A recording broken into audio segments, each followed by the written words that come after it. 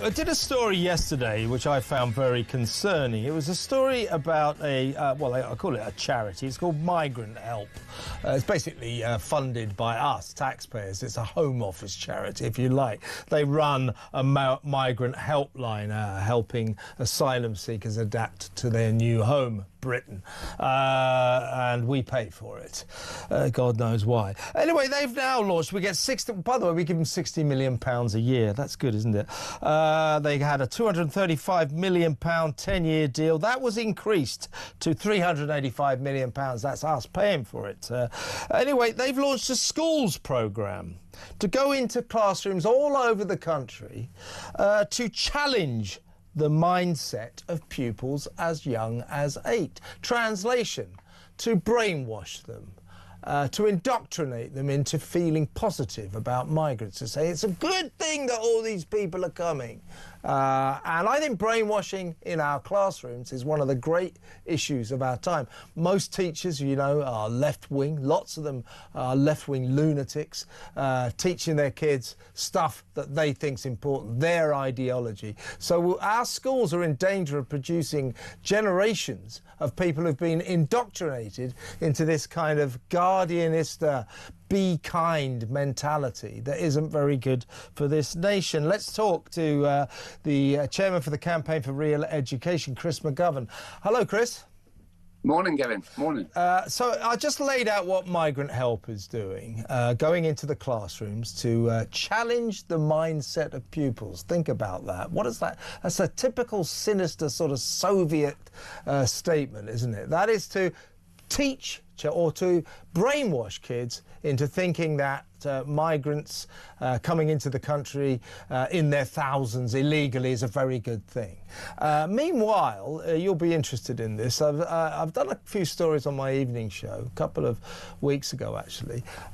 In Wales, there's a primary school where their parents are furious because all of a sudden, unbeknownst to them, a representative of the local mosque was invited into this school to teach the little kids who are 5, 6, 7, 8 years old all about Islam, got them all to get down onto prayer mats to pray in the Muslim way. That triggered, Chris, loads of phone calls to my show.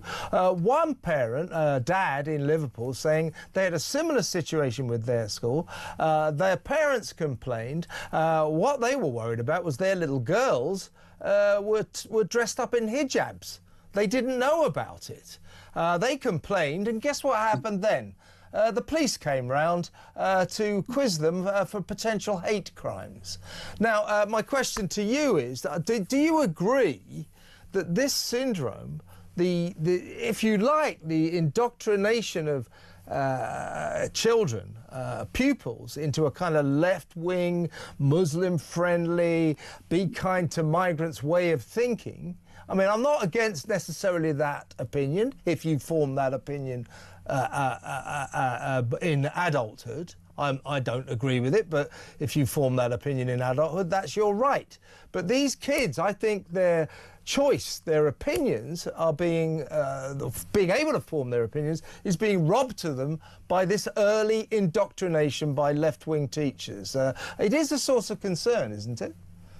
Yeah, you're right to sound the alarm, Kevin, but you're about 30 or 40 years too late, I'm afraid. It's been going on for decades. You know, I taught for 35 years, started teaching in the 70s. It's been going on for a very long time.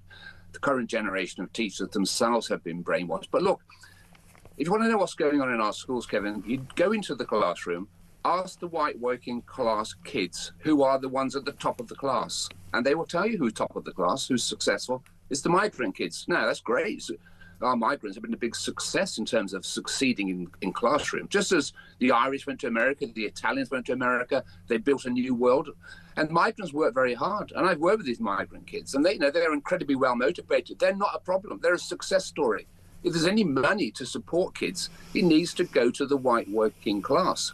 But in the teaching profession these days, it's all about decolonizing the curriculum. A sense of guilt that if you're white, you're somehow, or ethnic, Saxon, whatever you are, Irish, you're somehow inferior.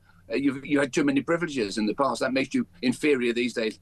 So you've got to help. They want to help the migrants. Look, nothing wrong with the migrants. They do incredibly well. They are a success story. what I would say to you, and any politician now should go and read the national curriculum for history, which I, by the way, was a party to writing, advised the government on it, and I objected to it. It doesn't require the teaching of a single specific event in British history. You're wearing a puppy, I'm wearing a puppy. We're coming up to November the 11th. But you don't have to teach World War I or World War II as part of the national curriculum. The MPs don't understand this. They don't read the curriculum. It's non-statutory. We've got a massive problem of brainwashing in our schools. We need to teach kids to be proud of our country and migrants to be proud of our country. Any money spare needs to go to the white working class, because they're the ones who are failing. Yeah, a mum texted me on this show yesterday to say that her kids were coming home from school absolutely, cognizant of kind of early rebels in Caribbean culture and, sort of political campaigners in Colombia and God knows where. But did they know anything about the Battle of Waterloo or the Battle of Trafalgar or anything like that? They didn't know anything about our history. This syndrome, as you say, it's kind of, I don't mind, shall we say, a more universal form of education so that kids are cognizant of what happened in America, what happened in the Caribbean and all that, but not at the expense of British history. This is a cultural disaster, isn't it?